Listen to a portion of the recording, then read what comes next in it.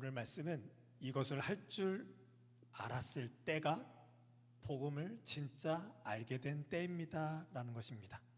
우리는 분명히 복음을 들었습니다. 예수 그리스도를 믿으면 구원을 받고 하나님 나라가 우리의 소유가 된다는 것을 알고 있습니다. 알고는 있지만 우리의 믿음이 온전치 못할 때가 많다는 것은 우리가 스스로 고백하게 될 것입니다. 우리가 복음을 안다 하면서 복음을 온전한 믿음 생활 가운데서 펼치지 못한다라는 이 애매한 상황 가운데 우리는 항상 놓여지게 되는데 왜 그러냐는 거예요. 하나님이 우리에게 전해준 복음은 완전합니다. 100%고 완벽하십니다. 그 완벽하신 복음을 우리도 나름대로 들었다고 했는데 이것이 헷갈리기 시작하는 거예요. 또 이 복음을 들었지만 교회와 세상과 가정에서 이 복음을 산다라는 게 너무나도 어려운 거예요. 왜 그런가 했더니 오늘 이것 복음을 들었지만 이것을 할 줄 모르니까 복음이 복음인 줄 모르는 거예요. 지금 한 말은 제 얘기입니다. 정말 복음을 들었고 복음에 대해서 그렇게 부르짖고 다녔지만 정작 내가 시험에 들고 악한 길에 있거나 오만한 자리에 있거나 힘들고 괴롭고 어떤 세상의 압박감이 몰려올 때 도무지 이 복음으로 산다는 게 모르겠는 거예요. 여전히 나는 주눅들어져 있고 세상과 비교한 채로 비교 가운데 살아가고 있고 또 비교하다 보면 내 삶은 여전히 주저앉아 있고 좌절된 모습일 때가 너무 많은 거예요. 복음이 있는데 복음만 있으면 다라고 했고 그거면 끝난 거라고 하는데 여전히 이 땅 살 때 나는 괴로운 거예요. 그리고 저한테는 꿈이 있었어요. 근데 이 꿈조차도 뭔지 모르겠던 거예요. 분명한 거인데 붙잡기가 너무 어려워요. 우리 기독교인들이 가끔 이제 착각하고 오해하는 게 뭐냐면 내가 지금 어떤 삶을 살아야 되고 꿈과 비전을 몰라도 하나님이 주시는 꿈과 비전이 있다면 그것을 알기만 하면 하나님이 주시는 꿈을 안다면 그것을 열심히 노력하고 개발해서 그것을 이뤄나가면 될 거 아니야 라고 생각해서 하나님께 그토록 꿈과 비전을 달라고 부르짖어요. 근데 여기서 오해가 있어요. 꿈을 받았으면 꿈을 이룰 수 있는 방법도 하나님께 있는데 우리는 거기까지 생각하지 못할 때가 많다라는 거예요.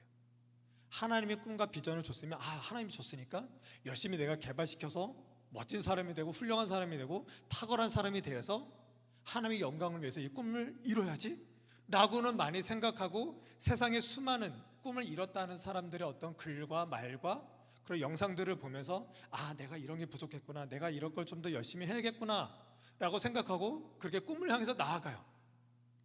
그런데 성경에서는 그렇게 말하고 있지 않더라는 거예요. 이게 저한테 너무 헷갈렸어요. 세상은 자기가 꿈을 발견하면 꿈을 이루기 위해서 노력하기도 하고 꿈을 이뤘다면 이룬 것으로 인해서 뭔가 펼쳐요. 하지만 기독교는 어디에도 그런 것을 말한 적이 없어요. 하나님은 우리에게 꿈과 비전을 주셨다면 주심과 동시에 꿈을 이룰 수 있는 방법 또한 하나님께서 가지고 계시고 우리에게 알려주시는데 꿈을 받은 나로서도 꿈을 이루는 방법에 대해서는 하나님께 묻지도 않았고 하나님께 고작 하나님 꿈을 어떻게 이루어야 되고 물어봤어도 내 머릿속에 꿈을 이렇게 이뤄야 된다라는 어떤 그런 내 머릿속에 박혀있는 그것을 달라고 하는 거고 개발시켜 달라는 거지 정말 하나님께서 나에게 원하는 내가 너한테 꿈을 줘서 꿈을 이룰 수 있는 방법도 나한테 있어 라는 그것을 너무 몰랐다라는 거예요. 오늘 굉장히 중요합니다. 이것을 알아야 한 개인이 하나님 앞에서 복음으로 온전히 섰다라는 것과 동시에 내가 하나님을 통해서 꿈을 받았다라면 꿈을 이룰 수 있는 유일한 방법이 오늘 이것입니다. 오늘은 이것을 꼭 아시길 바라겠습니다.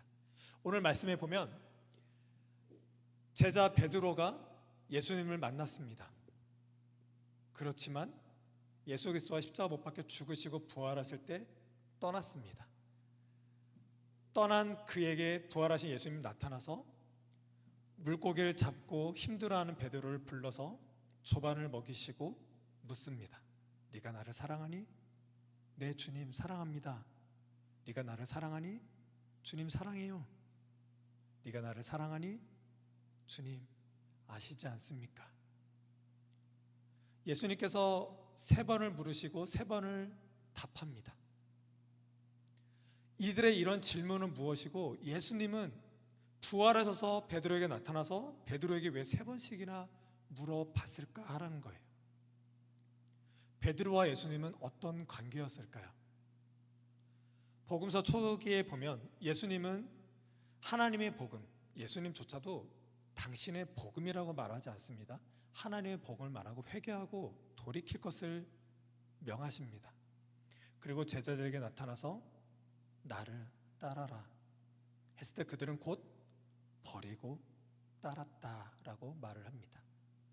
그리고 그 다음에 제자들한테도 나타나셔서 나를 따라라 했을 때 그들도 그물을 버리고 자기 아버지의 집을 떠나서 버리고 따랐다. 우리 신앙인들은 제자라면 여기서 시작되는 거예요. 하나님의 복음을 말하고 하나님의 복음을 위해서 십자가 못 박혀 죽으시고 부활하신 예수 그리스도를 받다라면 그를 따라서 제자들처럼 버리고 따랐다. 이상의 세상이 추구하는 삶과 방식의 요구를 버리고 떠나는 모습이 바로 우리의 모습이라는 거예요. 그렇다고 어떤 학업을 버리고 직장을 버리라는 개념이 아닙니다. 예수 그리스도를 따라다닌다는 것, 예수 그리스도를 알아봤다면 이 세상에 무엇을 버려야 되는지는 또 복음서를 통해서 계속 밝혀지고 있습니다. 제자는 이렇게 예수를 알아보고 따라가기 시작했습니다. 하지만 그는 곧 예수를 부인하게 됩니다. 너가 닭이 2번 울기 전에 나를 3번 부인할 거야 라고 말씀을 하세요. 하지만 베드로는 절대 나는 주님을 떠나지 않겠습니다. 버리지 않겠습니다. 다른 사람들 다 주를 부인할지 몰라도 나는 내가 죽을지언정 부인하지 않겠습니다 라고 했지만 베드로는 예수를 부인했습니다. 그리고 베드로뿐만 아니라 모든 제자들이 겟세마네 동산에서 병정들에게 예수가 붙잡힐 때 다 도망갔습니다. 그들은 예수를 만나고 자기의 금을 깁는 것, 배, 또 세베대, 자기 아빠가 머물고 있는 곳에서 예수를 알아보고 버리고 따랐다. 예수를 따랐어요. 하지만 따르는 중간에도 예수가 누군지를 모르는 거예요. 그리고 예수가 붙잡혔을 땐 예수를 위해서 버리고 떠났던 그들이 예수를 버려버리는 현상이 지금 일어나고 있는 거예요. 그러고 나서 예수께서는 십자가의 길을 걸으시고 부활하시고 그물을 버리고 아버지의 집을 버렸던 그들이 다시 고기를 잡으러 가고 다시 아버지의 집을 들어가서 예수를 따르는 것이 아니라 예수를 따르기 전 세상 속에서 살았던 그 모습대로 그대로 그들이 살아가고 있을 때 부활하신 예수님이 다시 나타나서 조반을 먹이시고 떡을 먹이시고 나타나셔서 네가 나를 사랑하니 네가 나를 사랑하니 네가 나를 사랑하니 라고 말하는 거예요. 그때 베드로가 말합니다. 주님 사랑합니다. 사랑합니다. 사랑합니다고 얘기하고 있어요. 지금 우리랑 똑같은 모습이에요. 우리도 예수 그리스도를 믿었지만 복음을 알아들었지만 우리는 예수를 모르는 자처럼 살 때가 너무 많다라는 것입니다. 예수를 믿으면 구원을 받는다라는 건 알고 있지만 아는 것에서 끝나는 것이 그 안다라는 그 사실로 인해서 내가 이 땅을 못 살고 있다라는 거예요. 오히려 이 땅을 살아갈 때 이 땅의 즐거움, 재미, 이 땅에 추구하는 것들로 인해서 예수를 버리는 경우가 더 많다라는 거예요. 급기야는 세상 사람들이나 아니면 내 것을 취하기 위해서 저 베드로처럼 예수를 부인할 때가 우리는 많더라는 것입니다. 주를 떠나지 않겠습니다. 우리 어떤 집회 때마다 저 아프리카 아니면 저 예수를 믿지 않는 어떤 부족 누가 가겠습니까? 그러면 저요 하고 정말 수많은 사람들이 손들고 주께 나가겠다라고 그렇게 부르짖던 사람 정말 많아요. 하지만 그들은 지금 온데간데 없습니다. 오히려 교회를 떠난 사람이 훨씬 많을 수도 있어요. 왜 그러냐는 거예요. 교회를 다니다가 떠난 사람들, 예수 믿으면 구원받는 거 다 알아요. 또 교회를 다녀도 예수를 믿으면 구원을 받는다는 걸 알지만 그 차원이 무엇인지 몰라서 그냥 무미건조하게 교회를 다니거나 교회를 다니면서도 세상과 다름없는 그런 모습으로 사는 경우가 많다라는 거예요. 베드로랑 똑같습니다. 여전히 예수님은 우리 앞에 나타나셔서 부활하신 그 성경의 정수 예수 그리스도의 부활 모습으로 우리에게 계속 다가와 계세요. 그리고 우리에게 묻습니다. 주님 나를 사랑하니? 우린 또 대답하죠. 주님 사랑해요. 아까도 찬양할 때 주님 사랑합니다라고 했죠. 우린 계속 사랑한다라고 얘기해요. 베드로랑 똑같아요. 또 물어보세요. 정말 날 사랑하니? 우리 그럼 베드로처럼 또 사랑합니다라고 말할 수 있을까요? 우린 베드로처럼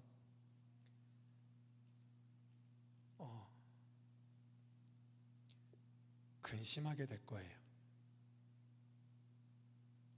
우리는 찬양하거나 교회에서 사람들하고 대화하거나 또 누군가 앞에 있을 때는 주님 사랑합니다 하고 막 패기 있게 나갈지 몰라도 이게 항상 우리에게 패기 있는 모습으로 하나님 사랑합니다라고 고백할 수 있을 정도로 내 믿음이 온전치 못하라는 거예요. 그때마다 예수님은 계속 물어보세요. 내가 나를 사랑하니? 우리는 근심할 수밖에 없습니다.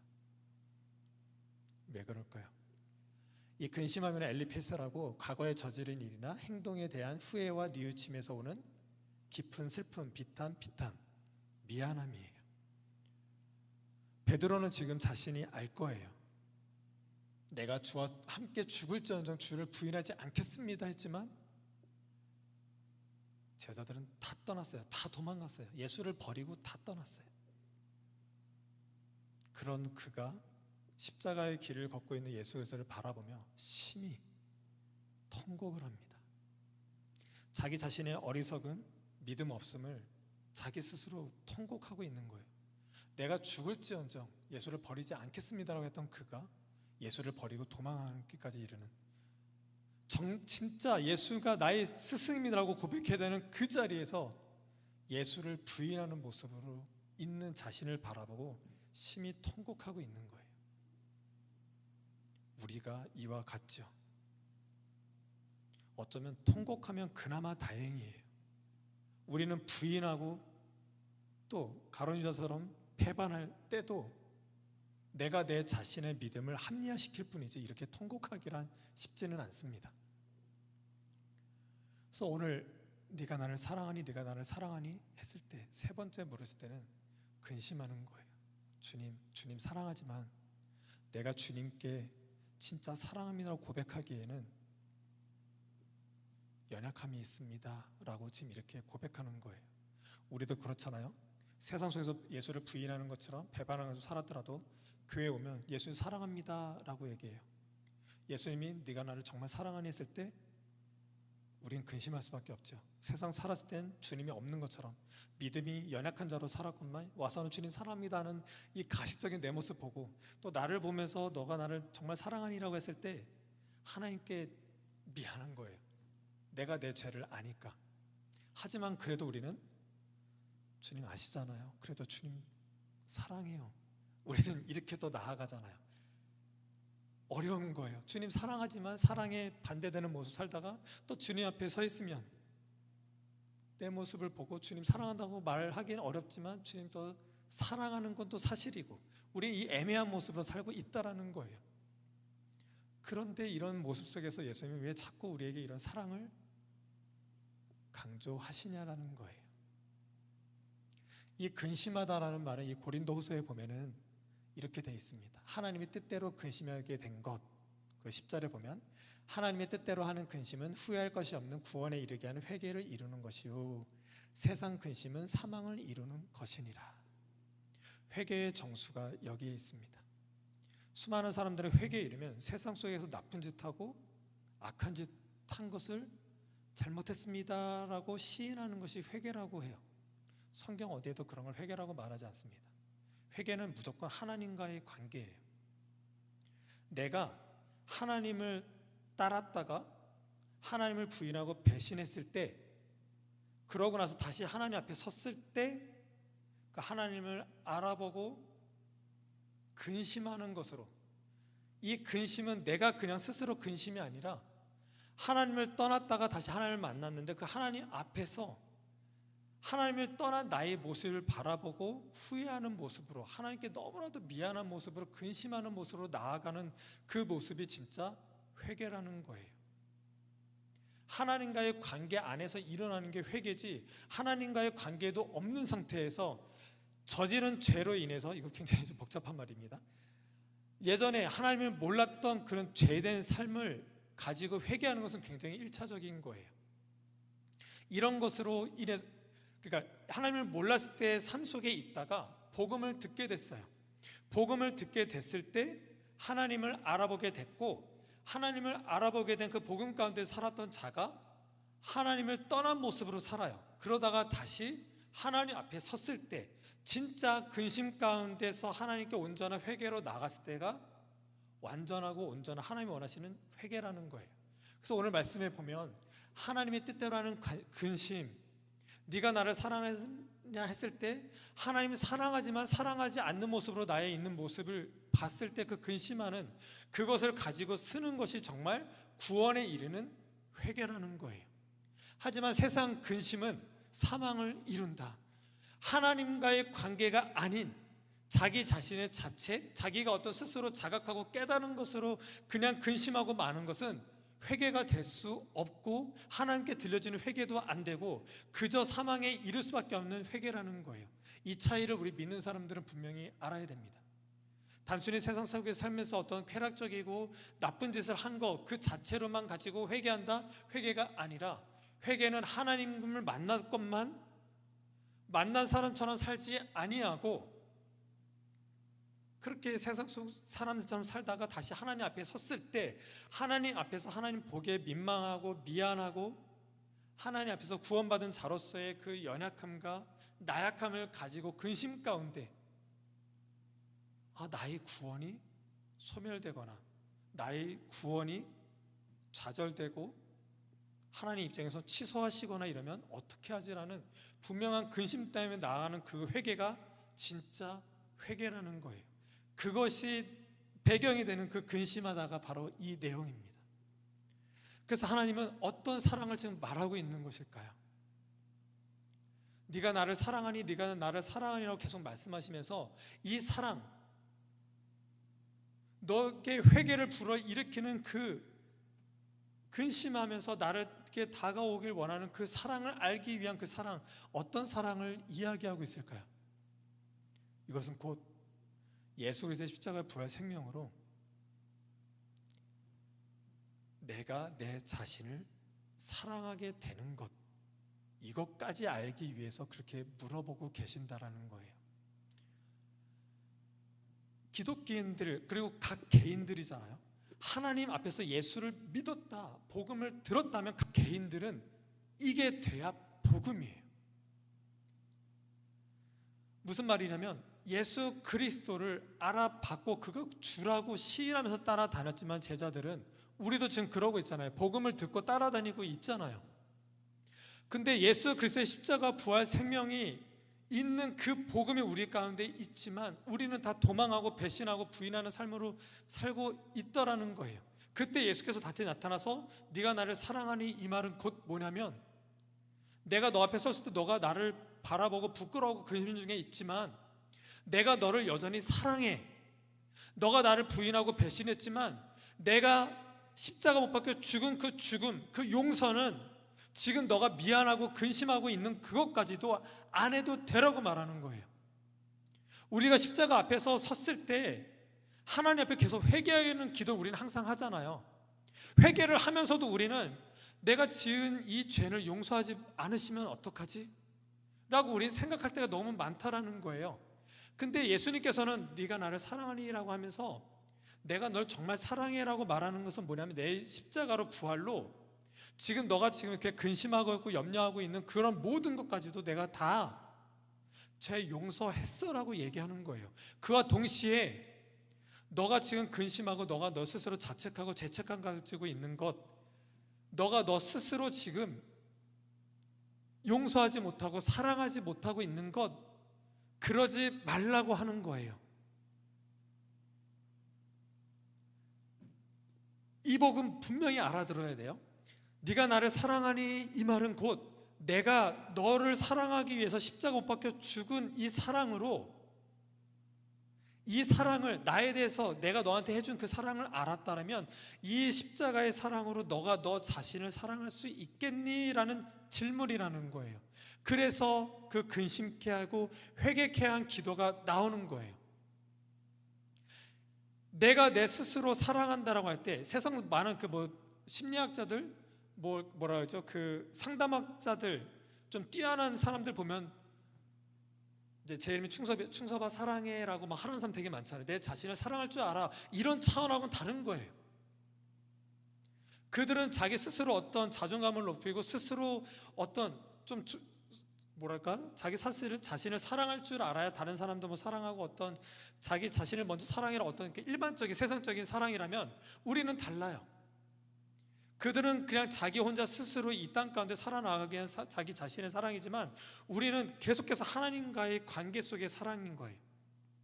나를 사랑하신 예수 그리스도가 십자가를 나를 사랑했을 때, 하지만 십자가를 나를 사랑했지만 나는 그 십자가의 사랑을 알지만 그 십자가 앞에 있을 때 나는 내 스스로를 사랑하지 못하고 있는 거예요. 이게 죄책감이에요. 우리 교회 다니는 사람들 계속 그래요. 내가 널 사랑해, 널 사랑해, 내가 널 용서했으는 걸 알지만 아는 걸로 그냥 끝나버려요. 그 사랑한다, 용서한다라는 말을 들었으면 그 사랑하고 용서하는 것으로 내가 내 자신을 먼저 용서하고 사랑할 줄 알아야 되는 거예요. 여기까지 들어가야 진짜 복음이 되는 거예요. 아까도 말씀드렸죠. 꿈을 이룬다는 것.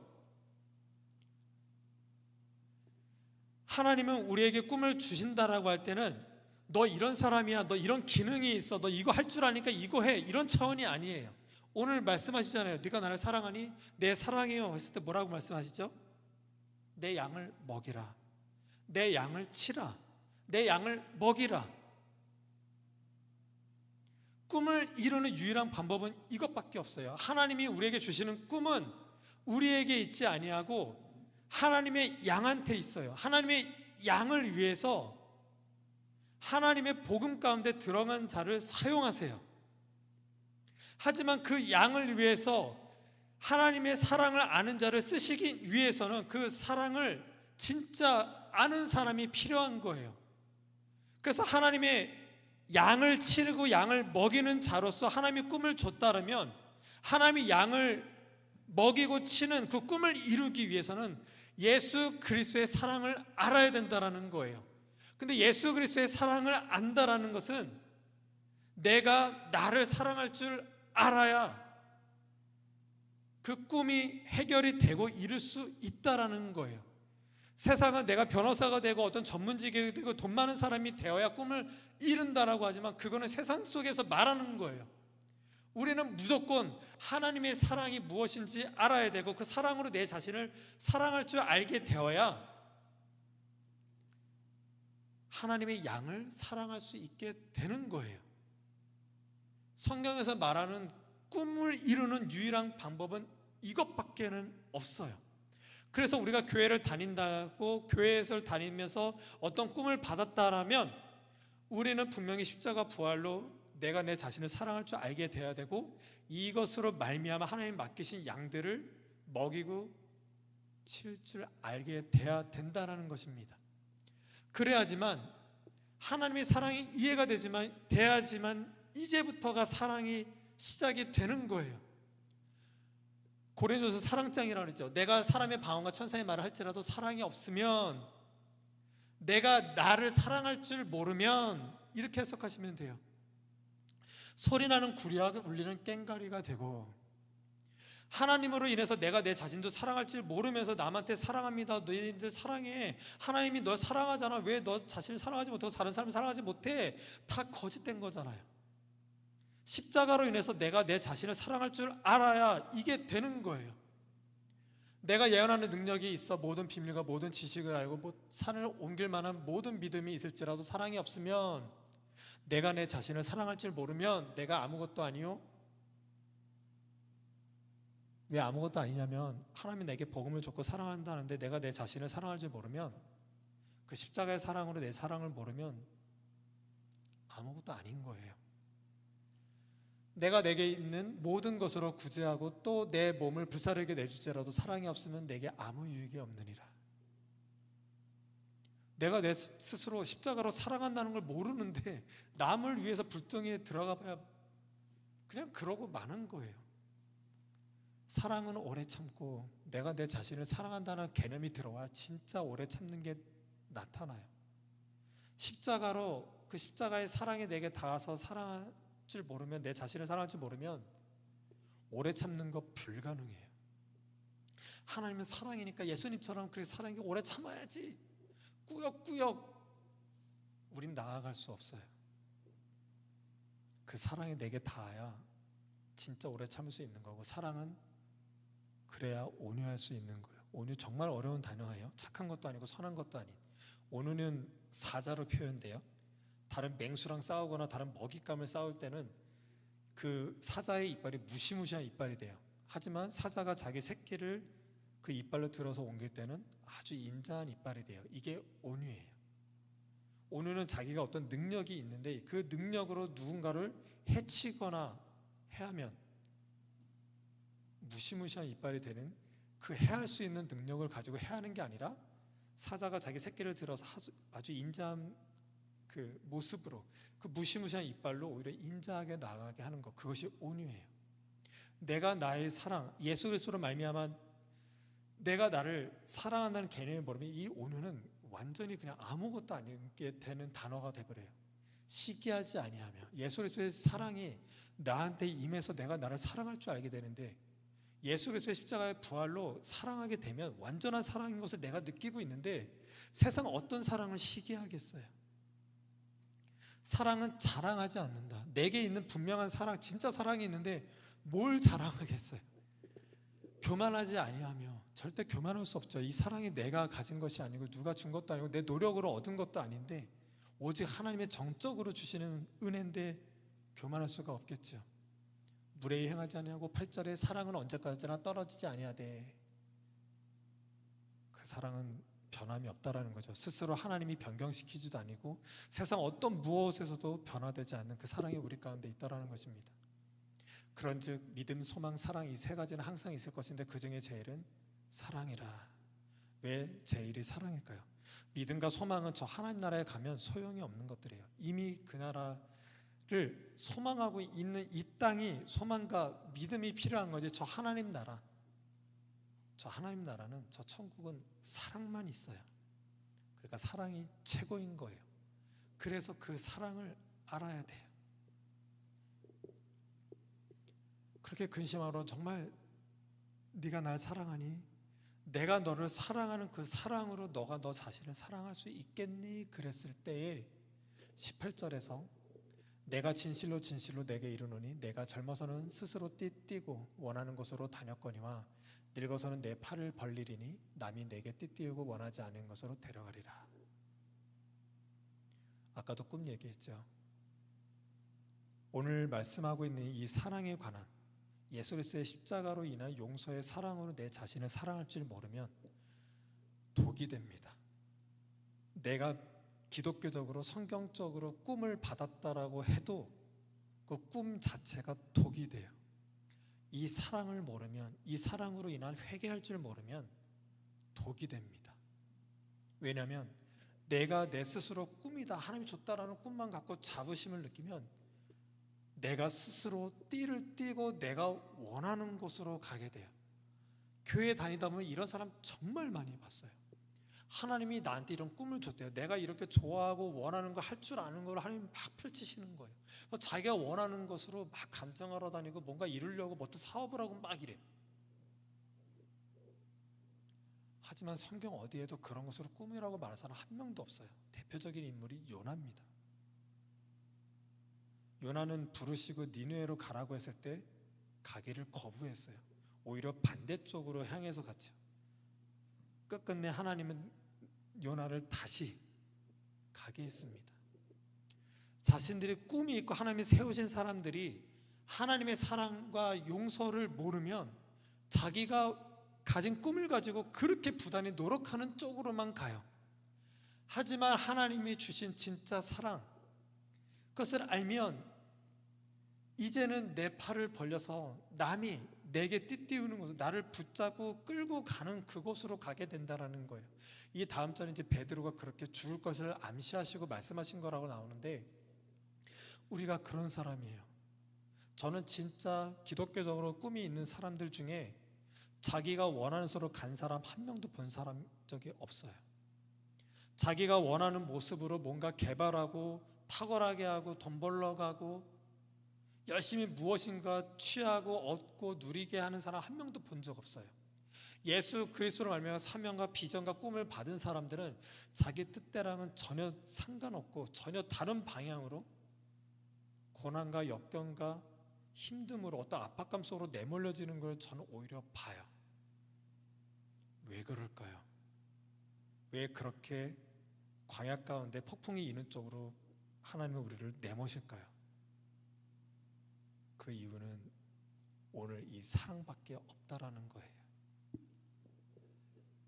이것을 할 줄 알아야, 진짜 사랑을 할 줄 알아야 돼요. 사랑을 할 줄 안다라는 것은 그 십자가로 내가 내 자신을 사랑하는 거예요. 그리고 그것으로 말미암아 참 근심해서 회개할 줄 알아야 복음을 아는 겁니다. 복음을 알았고 구원 받는다라는 걸 알면서 내 자신을 사랑하지 못한다라면 거짓말이고 아무것도 아닙니다. 그리고 꿈이 있다라면, 하나님이 내게 주신 꿈이 있다라면 꿈을 이룰 수 있는 유일한 방법은 사랑밖에는 없습니다. 이 꿈은 명령 가운데 있기 때문에 그래요. 하나님께서 말씀하신 진짜 계명, 하나님 사랑과 이웃 사랑이에요. 하나님의 사랑으로, 십자가의 사랑으로 내가 내 자신을 진짜 다른 사람도 아닌 그 십자가로 나 한 사람까지라도 사랑해서 그렇게 십자가 못 박혀 죽으신 사랑, 그 사랑을 느끼는 사랑, 내 가치는 십자가 가치구나, 예수 그리스도의 가치구나, 이것으로 말미암는 사랑으로 하나님께 사랑으로 나아가는 거예요. 내가 나의 사랑, 세상에 말하는 사랑으로는 하나님께 사랑으로 나아갈 수가 없어요.